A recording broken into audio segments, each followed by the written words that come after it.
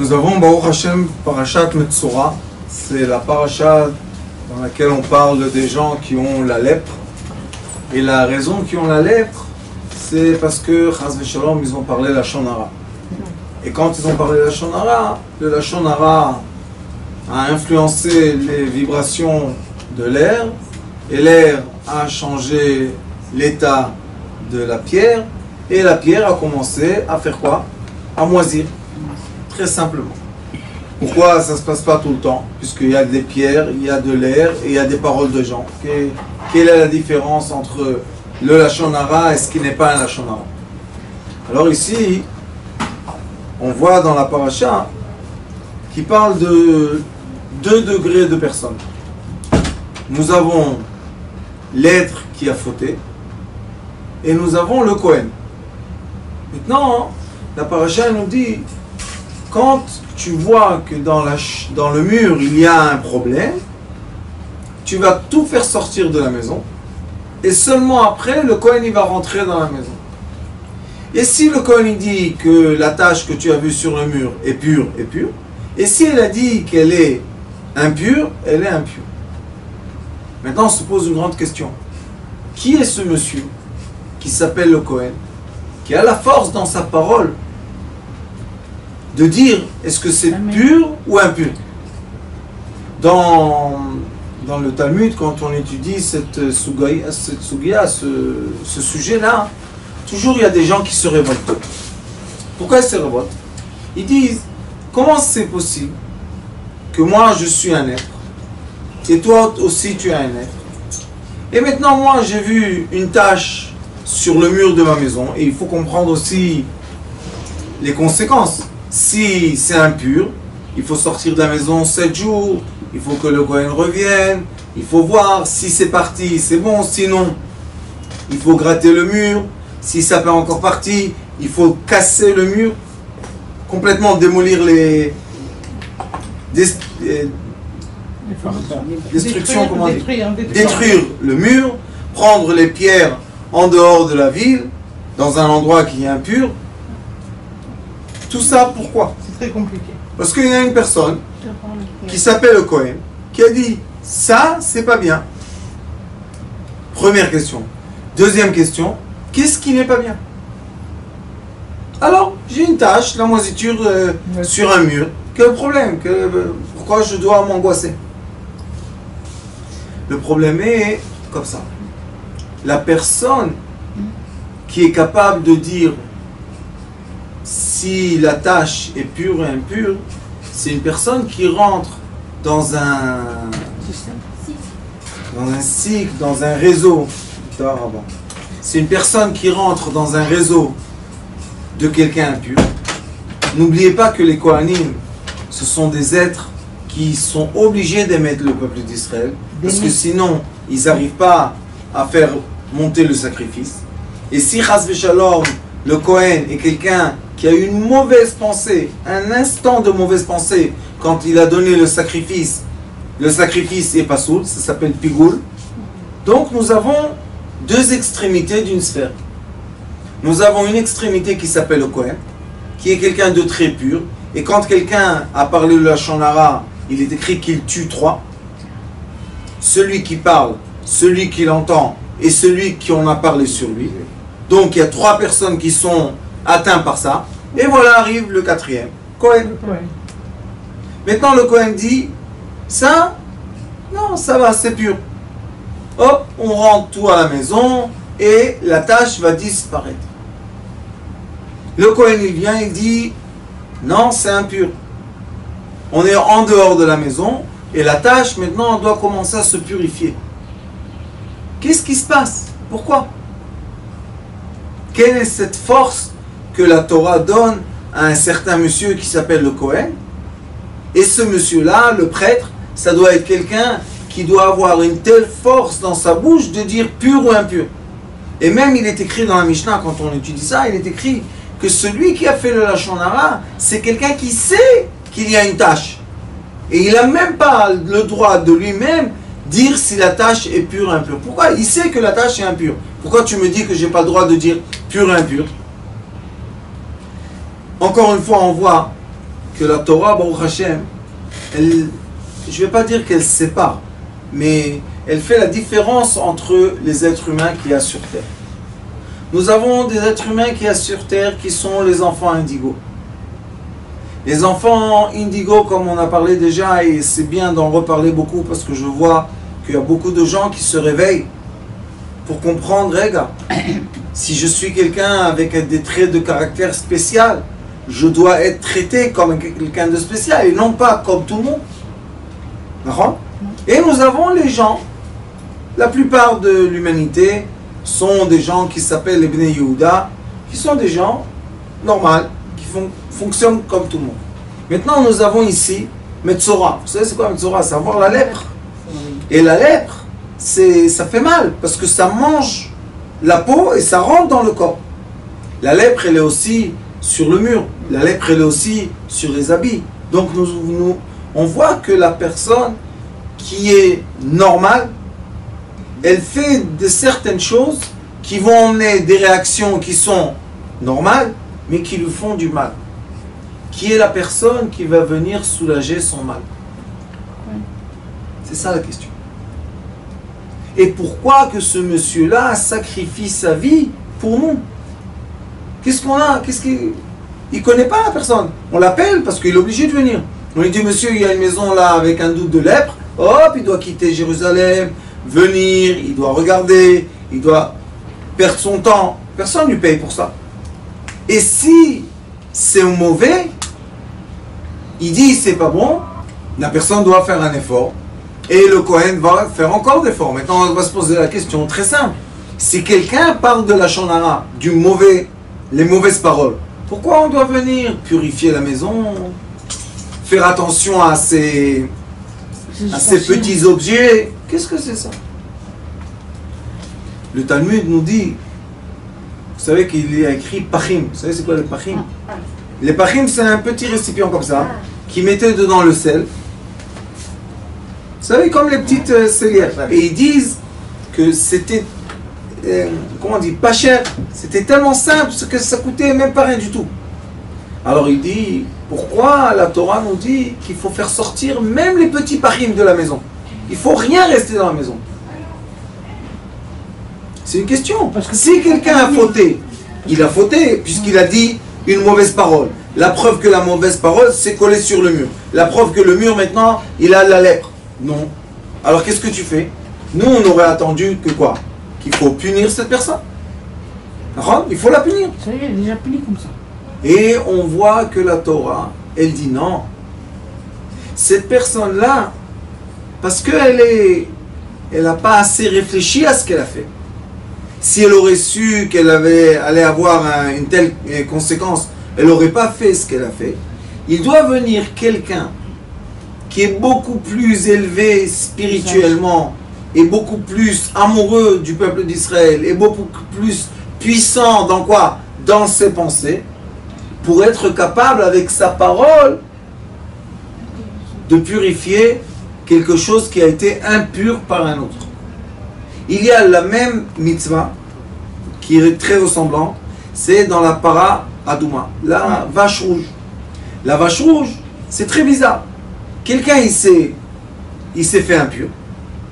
On va au Beth Amikdash. Dans le Beth Amikdash, il y a un Kohen qui est pur. On lui dit écoute, il y a des gens ici qui sont impurs. Sors-toi de ta purification. Descends 2 degrés.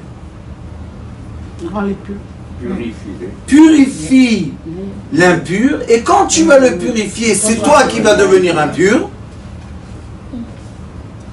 Eh oh, qu'est-ce que c'est cette histoire-là? Et nous avons des exemples comme ça, beaucoup dans la Torah. Je vais vous donner un autre exemple. Si quelqu'un maintenant, il mange de la viande qui a été shrita, mais la shrita n'était pas comme il faut. Et maintenant cette personne, il a le kasher. Et il mange. Maintenant on se pose la question. On sait que quand on mange une bête qui a été abattue d'une façon qui n'est pas, pas le kasher, la raison du kasher, c'est la souffrance de la bête. Et comme les animaux, qui sont purs, ils n'ont pas un nerf ici, ils l'ont derrière. Donc quand on égorge ici, ça leur fait pas mal. Les animaux qui sont impurs, ils ont le nerf qui est derrière, ils l'ont en avant. Et c'est pour ça que ça leur fait mal quand on les égorge. Il y a une grande raison biologique ou anatomique plutôt, pourquoi on égorge les animaux purs et non pas les impurs. Alors quand l'animal, on l'égorge, et il fait sortir le sang, il est mort sans avoir mal dans sa tête. Parce que vous savez que si on a coupé et la tête est partie, ça fait mal, c'est pas bien. Il faut juste égorger. Cet animal-là, la viande qu'on va manger sera pas fermée, elle sera tendre. Mais si on mange la viande d'un animal qui a été abattu d'une façon cruelle, la viande sera dure. Et c'est pour ça qu'il faut injecter des produits pour la rendre tendre. Alors maintenant, le monsieur qui a mangé quelque chose qui n'est interdit pour lui, et il y avait le kasher, lui, il est pur, et celui qui a donné le kasher, impur. On voit tout le temps qu'il y a des échanges. Entre qui? Entre celui qui est pur et celui qui est impur. Et ces échanges-là, ils sont sans arrêt dans notre vie. Quand on étudie ce texte-là et on voit jusqu'où la Torah, elle descend vers qui? Vers ceux qui ont fauté. Pour dire quoi? Dans ta faute, tu dois te purifier. Parce que la faute, c'est un état d'esprit. Et la Torah, elle ne veut pas qu'on soit dans l'état d'esprit de faute. Alors elle dit, celui qui a fauté, je vais lui envoyer un être qui est élevé, un être qui est au-delà du problème. Et cet être-là va purifier quelque chose. Et grâce à sa parole, celui qui a fait quelque chose qui est interdit sera acquitté. Jusqu'à quel degré on va acquitter la personne? Jusqu'à un degré de cellière, toute petite cellière qui était faite en porcelaine, pas porcelaine. Non, c'est en argile. Des petits trucs comme ça. Combien ça coûte? On allait au chouk, ça coûte rien du tout. La Torah elle dit non, tu vas faire sortir les petites salières. Pourquoi? Qu'il n'y ait pas de tristesse. Qu'il ne soit pas triste. Qu'il ne soit pas triste de ce qu'il a fait. Et qu'est-ce qui se passe ici? S'il a fait une faute, il a un droit de le punir. Ça, c'est les gens ignorants. Je vais vous dire pourquoi. Parce que quand quelqu'un il a fait une faute, la Torah nous explique qu'il y a deux êtres humains dans l'être humain. Nous avons l'être humain bestial et nous avons l'être humain lumière. C'est pour ça que ça s'appelle or. On a la peau comme les animaux et on a l'esprit plus haut que les anges. Alors la Torah, elle veut nous expliquer comme ça. L'être humain, quand il a fait une faute, il était dans un état d'esprit bestial. Maintenant, si tu vas le punir, c'est comme tu frappes un animal. Qu'est-ce qu'il fait le pauvre? Tu le dresses. C'est frapper les gens pour qu'ils aillent tout droit. Mais est-ce qu'ils veulent aller tout droit? Non. Parce qu'on les frappe et on les éduque et on les, comment on dit, dresser? On les dresse comme des animaux.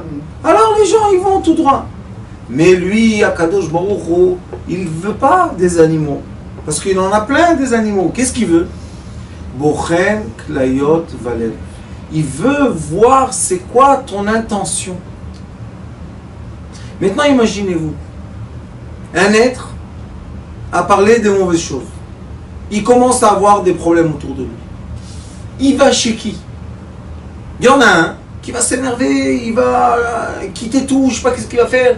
Et il va aller encore plus dans le mal, s'enfoncer. Il y a un autre, qu'est-ce qu'il va faire? Il va venir chez le rave ou chez son maître. Il va lui dire, je suis dans un problème, qu'est-ce qu'il y a? Les choses autour de moi se cassent, les choses dans ma maison ne vont pas. Vous savez combien de gens il y a comme ça qui vous disent, le rideau est tombé, oui, le pied d'une chaise se casse, les vitres. Et ils ne comprennent pas. Il y a même des vers qui explosent tout seuls. C'est les ondes, c'est vrai. Mais quand la personne est sensible à ça, qu'est-ce qu'elle fait? Elle va chez celui qui est pur pour lui poser la question d'une présence impure. Qu'est-ce qu'il doit faire le pur? Il doit dire, monsieur, chacun son sort. Moi, je me suis purifié, tu me laisses tranquille. Toi, tu t'es impur, tu vas souffrir ton problème. Et je vais, moi, me sortir du problème. La Torah, elle dit non. La vraie Torah est quoi?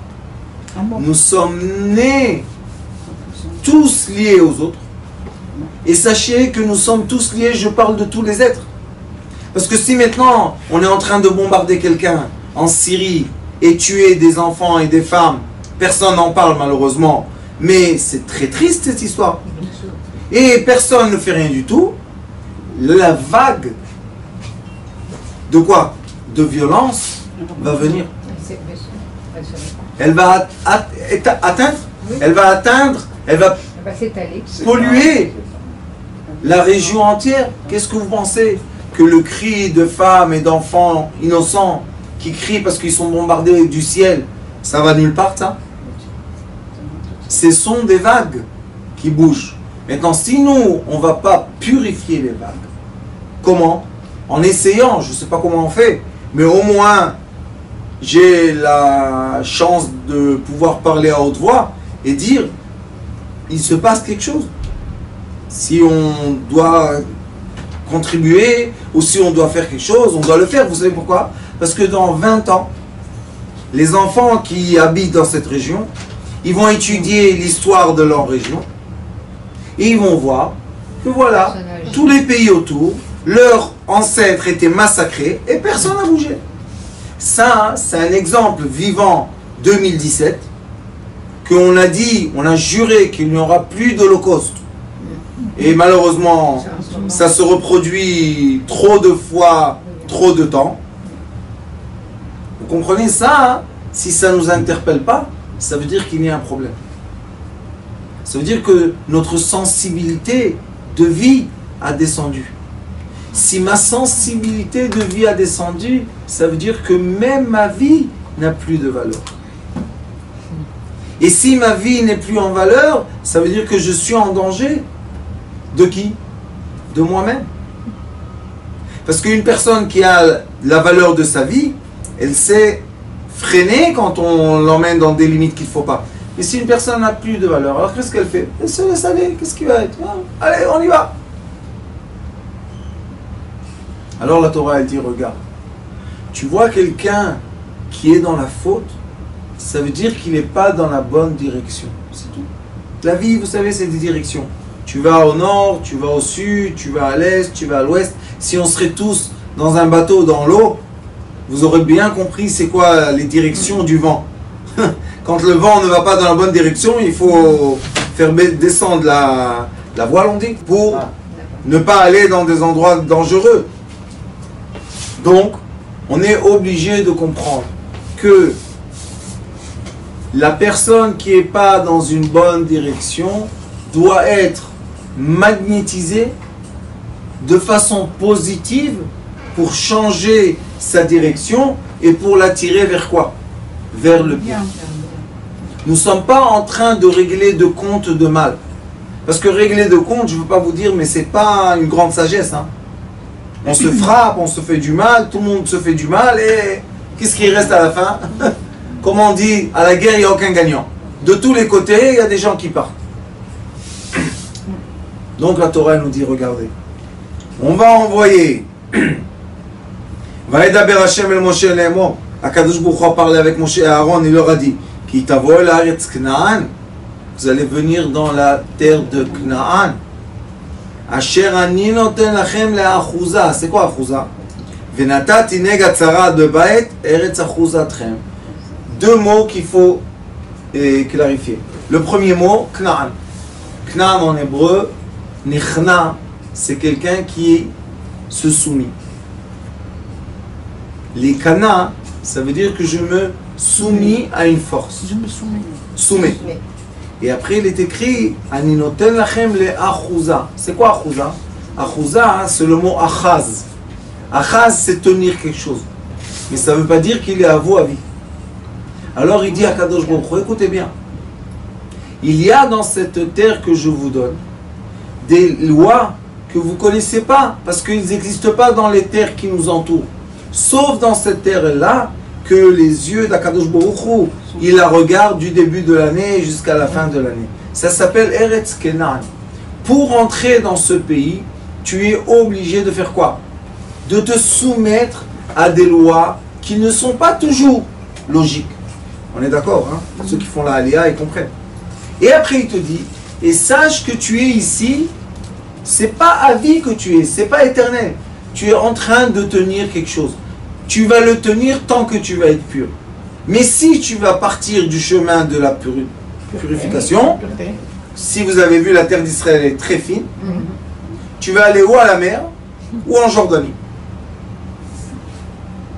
Tu ne pourras pas rester ici. Pourquoi? Parce que tu n'as pas la force, les echos, tu n'as pas la force de tenir ça. C'est quoi la force de tenir? Aucune force. Knan. C'est lui qui tient tout ici. Tout est en miracle, hein, sachez. Cette terre, c'est un miracle. Du début à la fin, d'en haut en bas, de tous les côtés. C'est beau. Quoi? C'est beau. C'est très beau. Alors il dit, Venatati negatzarat bebait eretz achuzatchem. Et moi, Akadosh Baruch Hu, dans cette terre, je fais attention à chaque parole qui sort, à chaque regard qui est, à chaque épice que vous faites. Tout est enregistré et surveillé. Tout est surveillé. Tout est surveillé. Non, pas contrôle, tout est surveillé. Maintenant, qu'est-ce qu'ils disent? Ils disent comme ça.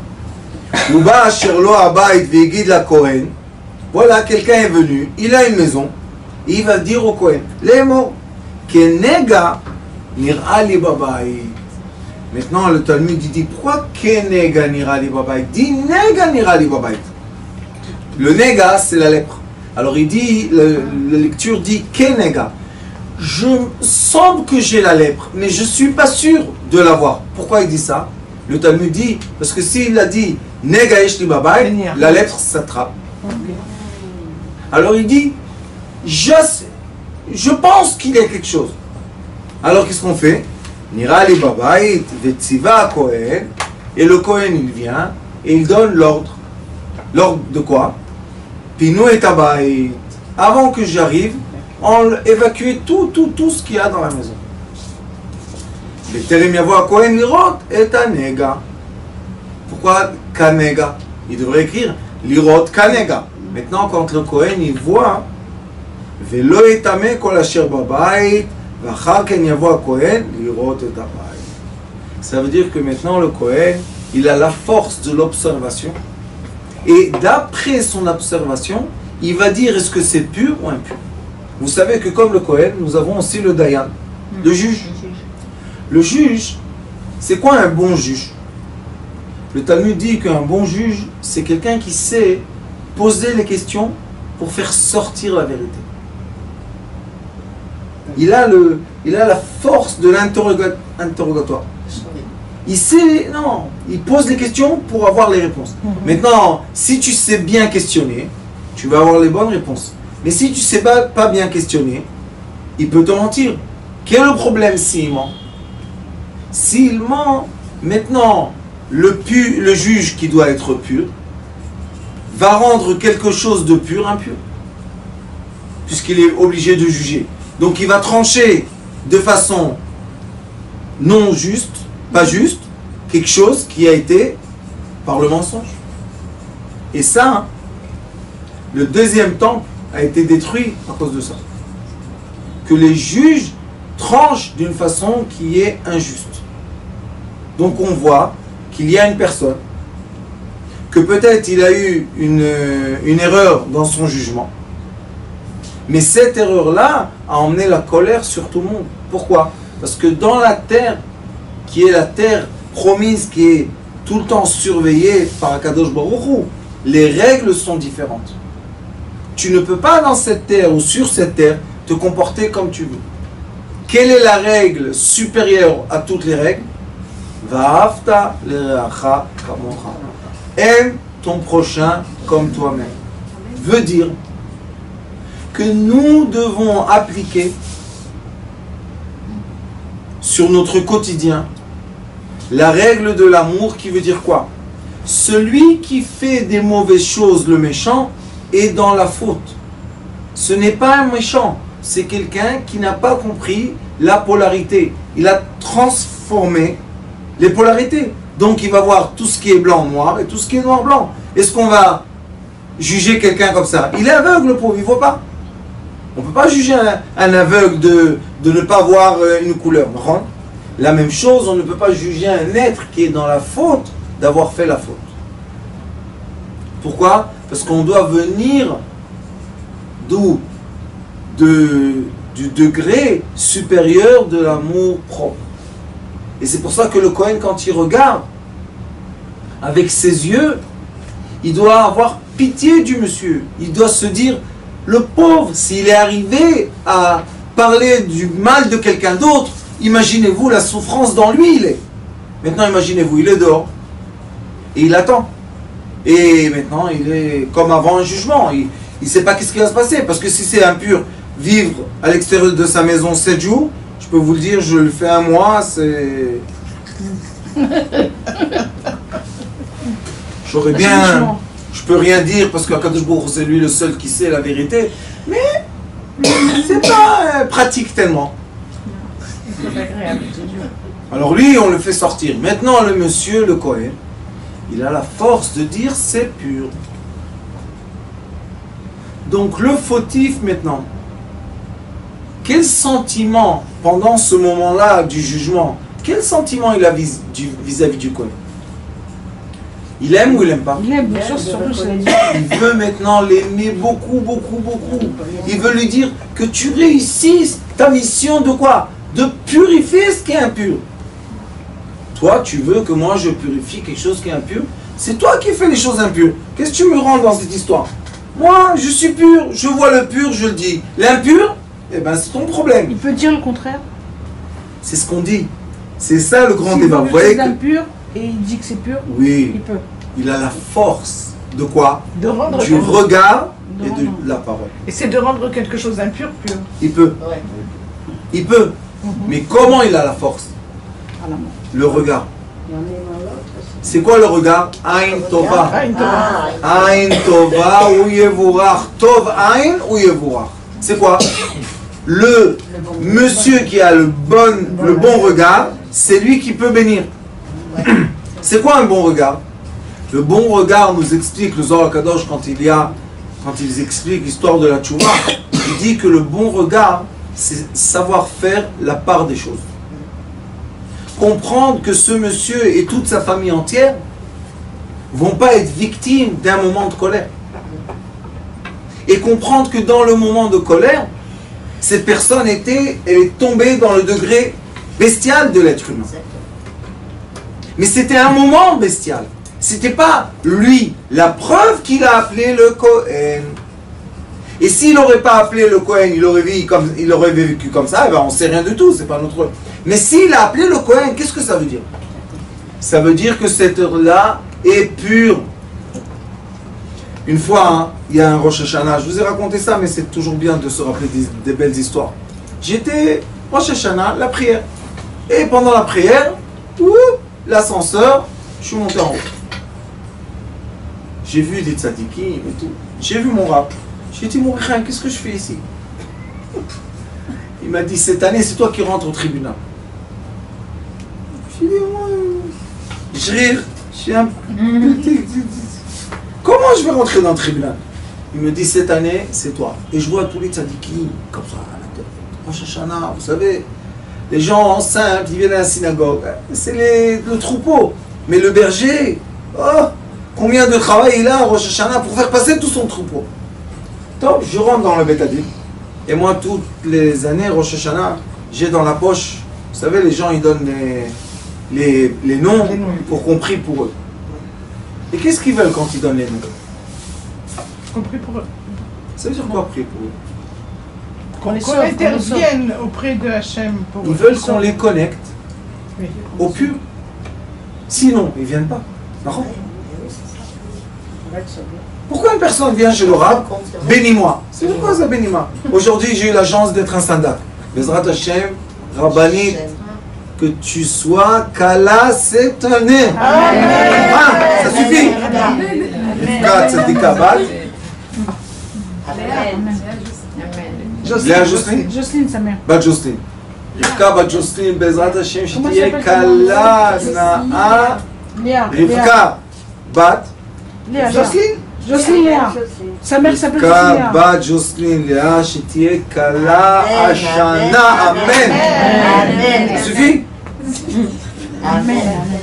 Et Kitso, pourquoi les gens viennent demander une bracha? Je vais être connecté.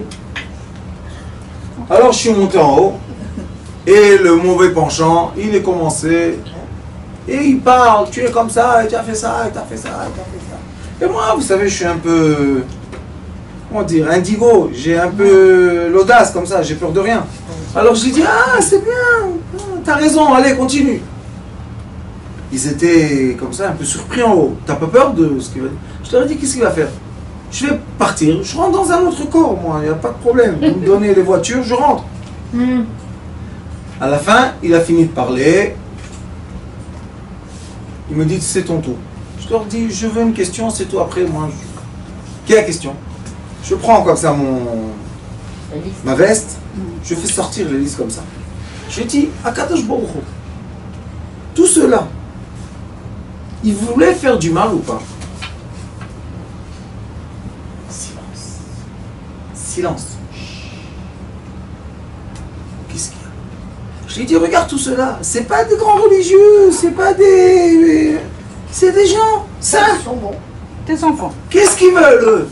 Eux, qu'est-ce qu'ils veulent? Je leur ai dit, si lui, il ne serait pas là, ça serait tous des tzadikim. La preuve, qu'ils viennent chez le Rav. Exactement. Je leur ai dit, alors le plus fautif qu'il y a ici, c'est un grand tzaddik. Pourquoi? Parce que, regardez l'être humain, la nature de l'être humain, c'est quoi? Gentillesse. La nature de l'être humain, c'est pas être méchant. Mais quand l'être humain s'emballe dans des comportements qui ne sont pas dans la bonne direction, il devient très négatif. C'est des polarités. Mais si lui, il n'est pas négatif, comment nous, on va prier? Si tout le monde serait tous des tzadikim, quelle prière on aurait fait? Il n'y aurait pas de prière. La prière, c'est quoi? Tfila. Tfila, c'est ptila. C'est quoi la prière? Le fil qui fait quoi? La mèche qui nous lie. D'accord? Alors si les gens qui ont fait des fautes sont venus chez le tzaddik, chez le Kohen, pour demander si c'est pur ou impur, ce sont des tzaddik. Et ça, c'est la vue, ça, c'est le regard d'un Kohen. C'est quoi un Kohen? Un Kohen, c'est quelqu'un qui a la permission, il a l'accès des cieux. Et ce quelqu'un-là, il est obligé d'être avec un cœur énorme qui peut surmonter, qui peut être au-delà de tout pour s'approcher vers Hachem et dire, voilà, cette personne est pure, cette personne est pure, cette personne est pure. Au lieu de dire, par orgueil, ça c'est impur, ça c'est impur, ça c'est impur. À la fin, ceux qui disent ça, ils se trouvent entourés de pollution. À quoi ça sert? Moi, des fois, je dis aux gens, regarde, si tu ne vas pas l'aider, il va commencer à faire des fautes. Il va fauter, il va fauter. À la fin, c'est qui va payer toutes les fautes? C'est toi, tu vas t'occuper de lui. Vous savez, on va au tribunal et on voit des gens derrière les barreaux, malheureusement, et ils pensent qu'ils étaient tout seuls, ils vont prendre tout seuls leur punition, tout. Et on voit dans l'audience la famille, les parents, les frères, les femmes, tout le monde pleure. Pourquoi c'est arrivé à ce stade-là? Parce que au moment de la première faute, on n'a pas regardé avec l'amour et la miséricorde. Mon cher Rav Ben Guigui m'a dit une fois qu'il était dans la police, très haut gradé. Il m'a dit, j'ai jamais actionné de la violence. Je dis, alors comment tu as fait? Il m'a dit, j'ai parlé avec eux. C'est secret. Il m'a dit, j'ai parlé avec eux. Et après, quand il marchait dans la rue, tout le monde lui disait bonjour, bonjour, quoi? C'est un policier contre des voyous. À ses yeux, c'était pas des voyous. Et c'est pour ça que quand il était, il se comportait comme il faut. Ça, c'est une grande, grande, grande sagesse, qui est une grande, grande, grande question dans l'éducation moderne. Est-ce qu'on éduque tout le monde et la punition, la récompense, ou bien on éduque tout le monde à quoi? À fleurir chacun dans sa zone de confort. Et le Cohen, il dit, la Torah, elle dit, dans la maison de l'être, où lui, il tient, achaz, ou ochez. Vous savez, en hébreu, ça veut dire, où lui est maintenant, dans son zone de confort, tu dois parler avec lui. Tu ne peux pas lui dire, maintenant, viens dans ma zone de confort, puisqu'il n'y est pas. Et ça, c'est le bon regard. Le bon regard, c'est regarder la zone de confort. Vous savez, aujourd'hui, une dame est venue me voir. Elle m'a dit, elle m'a raconté une histoire pas sympathique de Shlom Bayit. Et sa famille, divorce-toi, fais ça et tout. Je leur ai dit, oui, vous êtes très gentil hein, de lui donner une bonne direction. J'ai dit, on va faire un petit jeu d'imagination. Et disons que vous êtes divorcé. Où vous allez habiter? Qu'est-ce que vous allez manger? Qui va vous habiller? Eux? Non. Eux, ils ne seront pas là, vous inquiétez pas. Ceux qui aboient, ils s'en vont. Je lui ai dit alors, qu'est-ce que c'est ces conseils-là? Peut-être changer votre vue sur votre mari. Peut-être positiver. Vous savez, dernièrement, c'est devenu la mode. C'est un narcissiste et c'est un manipulateur. Tout le temps, tout le monde parle de ça. Ça suffit, on est tous manipulateurs et tous narcissistes. C'est devenu une mode. Et qu'est-ce que c'est le problème de cette mode? Les divorces. On ne les arrête pas, les divorces. Pourquoi? Ça, vous savez, c'est quoi? Et les hommes aussi. Ça, c'est le mauvais œil. Mauvais œil. Et pourquoi ils font ça? Parce qu'il y a de l'argent. Il faut, vous savez, la machine qui fait les divorces, c'est une machine qui gagne beaucoup d'argent. Ah, les avocats. On ne parle pas alors. La Torah, qu'est-ce qu'elle dit? Même s'il a un néga, même s'il a fait une faute, il a le néga, voilà la preuve qu'on le voit. Rentre dans la maison et montre-lui qu'il peut s'en sortir positivement. Montre-lui qu'il y a une porte positive dans la vie. Montre-lui qu'il y a un vrai changement. Ça, c'est le Kohen. Le rôle du Kohen, le rôle du prêtre, c'est quoi? C'est de montrer aux gens, écoute, dans toi, c'est vrai que tu es enveloppé d'une peau bestiale, c'est vrai. Mais dans toi, il y a une lumière qui veut être attirée vers les cieux. Permets cette lumière. Et si la personne se comporte de façon bestiale, ça veut dire que nous, on ne lui a pas donné la permission de se connecter à son céleste. Et ça, c'est ce qu'Akadosh Baruch Hu ne veut pas. Il dit, faites attention. Parce que vous influencez les uns les autres par les paroles, et par les regards, et par les grimaces. Il faut faire attention. Que cette personne-là ne tombe pas, chas v'shalom, dans le mauvais chemin, qui va l'emmener faire des mauvaises actions, et après tout le monde va souffrir. Vous savez, il y a des enfants qu'on les jette de l'école. Allez hop, qu'est-ce qu'il y a? Toi, t'es pas adapté.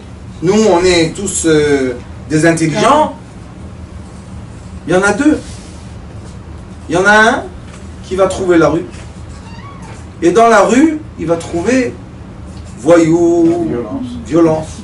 Et il y en a un qui va se battre pour réussir. C'est les deux les mêmes. Un jour, ils vont se rencontrer. Le voyou et le riche, ou le voyou, le violent avec le rabbin, quand ils vont se rencontrer, c'est pas les mêmes. Ils sont sortis du même endroit. Un a choisi la direction de la réussite parce qu'il s'est donné du kavod, et un a choisi la direction mauvaise parce qu'on ne lui a pas donné du kavod. Quelle est la différence entre eux? Les yeux du Kohen, les yeux de ceux qui vont les rencontrer. Qu'est-ce qu'ils vont leur dire la première fois? Est-ce qu'ils vont les humilier et après on va recevoir la violence? Et qui paye la violence, vous savez? Nous tous. Parce que quand il y a des enfants qui sont ennuyés, ils n'ont rien à faire, à 16 ans, ils se trimballent dans la rue, comme ça, et ils sont prêts à tout casser, à tout frapper, qui souffre? Ceux qui ont jeté les enfants de... Au lieu de comprendre, Aïn Tov, regarde l'enfant, pourquoi il est comme ça? Oui, tu dois mettre de l'énergie. Mais moi, vous savez, je viens de la science. Dans la science, c'est très simple. Il y a des équations mathématiques. Alors moi, je regarde comme ça. Je dis aux gens, regardez, vous l'avez jeté de l'école. Il est devenu voyou. Il va voler, il va frapper, il va faire de la violence. On prend, on mesure tout ça. Combien ça coûte? Ça coûte 200 000, 300, 1 demi-million. Prendre quelqu'un qui est au chômage, un enseignant qui est en chômage, lui payer une paye tout le mois, tous les mois, et accompagner cet enfant jusqu'à la fin du parcours et le faire entrer à la fac pour étudier, combien ça coûte ça? 100 000? Même pas. Maintenant, on va mettre les deux sur la balance.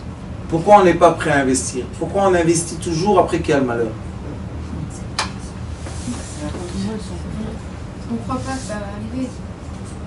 Parce que le Yetzerara, le mauvais penchant, dit laissez-le moi un peu, je vais m'amuser avec lui, après je vais vous le redonner. On n'a pas le droit de laisser. Et c'est pour ça qu'il y a une mitzvah dans la Torah qui s'appelle Egla Arufa. Vous savez c'est quoi Egla Arufa? Quand tu es à côté d'une ville, il y a quelqu'un qui a été tué, Chas v'Shalom assassiné, les sages de la ville, des deux villes, doivent descendre au lieu de l'assassinat, et ils doivent mesurer de quelle ville c'est proche, et c'est eux qui doivent payer le sang du monsieur qui a été assassiné. Vous savez pourquoi? Parce que la Torah dit, quand ce monsieur qui a tué est venu demander de manger, est venu demander de l'abri, pourquoi vous avez refusé? Vous avez refusé, voilà la conséquence. Qui paye? Vous. Le rabbin de la ville, il dit, qu'est-ce que j'ai moi avec la violence? Qu'est-ce que j'ai? Moi, je suis dans le Talmud, je suis dans mon étude. Si tu es arrivé au stade d'être le rabbin, c'est pas pour que tu restes dans tes livres. C'est pour que tu descends comme Moshe Rabbeinu, comme Aaron à Cohen. Il passait de tente en tente, voir qu'est-ce qui se passe, comment ça va. C'est ça un vrai berger. Il descend et vous savez que ceux qui étudient la Torah, ils ont toujours ce conflit. Est-ce que je dois fermer mon livre pour parler avec les gens, les aider, ou bien parler avec les gens, je ne veux pas et je veux rester dans mon livre? Quel est le but de toute cette étude? C'est faire quoi, vous savez? Appliquer dans le monde matériel la volonté céleste. C'est ça le but de l'étude. Si tu n'appliques pas, si on ne te voit pas sortir de ta zone de confort pour aller voir le peuple d'Israël, qu'est-ce qu'on a besoin de toi? Il y a dans les cieux des anges, croyez-moi, ils connaissent la Torah. Même sur terre, il y a Google. Un truc de plastique comme ça, il connaît par cœur tous les livres, toutes les questions, toutes les réponses, tout ce que vous voulez. Alors quelle est la différence entre Google et l'homme? Le Kohen. C'est quoi le Kohen? Le sentiment, le ressenti vers son prochain. Et sachez que beaucoup, Akadosh Baruch Hu, il a béni le monde de quoi? Il a fait descendre beaucoup de lumière qui s'appelle les enfants indigo. Ces gens-là, ils sont ultra sensibles à leur prochain. Ils sont prêts de faire tout pour sauver quelqu'un. Ils ont des forces surhumaines. Pourquoi Dieu a fait descendre dans le monde ces étoiles là, tellement puissantes? Dans les étoiles puissantes, il y a l'ADN de quoi? Aide ton prochain. Comme Yosef Hatzadik. Yosef Hatzadik, il est descendu en Égypte, on lui a fait du mal, tout ce que vous voulez. Mais la première fois qu'il a vu ses frères, qu'est-ce qu'il a fait? Il a pleuré. Il a dit, voilà, je vais vous aider. Voilà, je vais vous sauver. Voilà, je vais vous donner de la nourriture. Ça, c'est Yosef Hatzadik. Tous les indigos, ils sont comme ça. Sauf, attention, si on les jette dans la rue et on ne leur donne pas d'amour, eh ben on va recevoir des monstres. Parce qu'ils sont vraiment surnaturels. Mais si on les fait sortir du système, mais on continue à les aimer, on continue à s'occuper d'eux. C'est eux qui vont monter, ils vont monter, ils vont grimper, ils vont grimper. Et quand ils vont arriver au sommet de la pyramide, vous savez qu'est-ce qu'ils vont faire? Ils vont toujours aider tous ceux qui sont en bas, tous les faibles. Vous savez que même dans le monde, on va dire assez moderne, il y a toujours les films Robin Hood et les Trois Mousquetaires. Vous savez, tous ces films-là. Qu'est-ce qu'on montre? On montre quelqu'un qui a été sorti du système, mais il fait quoi? Il pense toujours à ses frères les pauvres. Vous savez, c'est qui ça? Le Cohen. Le Cohen, il a un autre cerveau. Son cerveau n'est pas un cerveau matérialiste, égoïste. Non. Son cerveau est quoi? Le bien de son prochain. Et c'est pour ça qu'il est prêt à se impurifier pour purifier son prochain. Vous vous imaginez c'est quoi ça? Une personne qui est arrivée au degré de la purification. C'est un Cohen. Il dit, ah, lui il souffre, il n'y a pas de problème. Mais monsieur, vous allez être impur. Vous savez c'est quoi être impur pour quelqu'un qui est pur? C'est affreux. Pour lui, oui. Comment tu le fais? Parce qu'il a une autre force. Il a une autre énergie. Il a une autre source. Sa source est céleste. C'est pour ça qu'on les appelle les enfants Ségoula. Ségoula, hein, dans les lettres hébraïques, il y a les points en bas et les points en haut. En haut, ça s'appelle Ségolta. C'est quoi Ségolta? Il y a 3 points. 1, 2, 3. C'est Keter, Chochma, Bina. Vaïtem li, Ségoula. Vous allez être, pour moi, les gens qui sont comme ça, qui ont la miséricorde dans leur cerveau, vous êtes Ségolta. C'est le ta'am, le plus élevé qu'il y a. C'est quoi? Les 3 points. Ils sont tout le temps attachés aux 3 points célestes. La couronne, le père et la mère. Ils ne sont pas attachés à ce qui est en bas. Qu'est-ce que tu as fait? Alors je vais être impur quelques heures, ça va. Un autre, il se dit, il est fou celui-là, qu'est-ce qu'il fait? C'est comme les docteurs, vous savez, les docteurs, Baruch Hashem, ils font 48 heures d'affilée. Ils travaillent pour les autres. Et on se pose une question. Comment ils résistent? Comment ils tiennent? Si vous aurez été un docteur, vous aurez eu ce moteur intérieur d'amour de son prochain pour sauver la vie de quelqu'un, vous aurez compris qu'on peut rester même une semaine sans dormir. Il y a des docteurs, quand il y a la guerre, comme il y a en Syrie, et ils vont essayer de sauver la vie des autres, ils rentrent dans des impuretés, ils rentrent dans des maladies. Ils n'ont pas peur. Pourquoi ils ne sont pas atteints? Parce qu'ils viennent d'une autre source. Ce sont des gens qui sont ressourcés d'une autre façon. Leur matière est autre. Quel est le secret de leur matière? Connexion à la lumière céleste. Connexion à l'infini. Connexion à la puissance qui ne finira jamais. Qu'est-ce que tu peux me faire quand tu peux rien faire? Et c'est pour ça que ces gens-là sont prêts à dépasser toutes les limites, sont prêts à tout faire pour leur prochain. C'est qui? C'est le Cohen dans la paracha. Il veut purifier la maison de son prochain qui a fait une faute. Mais lui, il sait qu'il y a une grande différence entre quelqu'un qui fait une faute, qui est maintenant enveloppé par le diamètre bestral, et quelqu'un que quand on l'enlève de ce diamètre, on le met dans la joie, qu'est-ce qu'il fait? Il fait rien que du bien et de la charité. Baruch Adonai l'olam. Amen.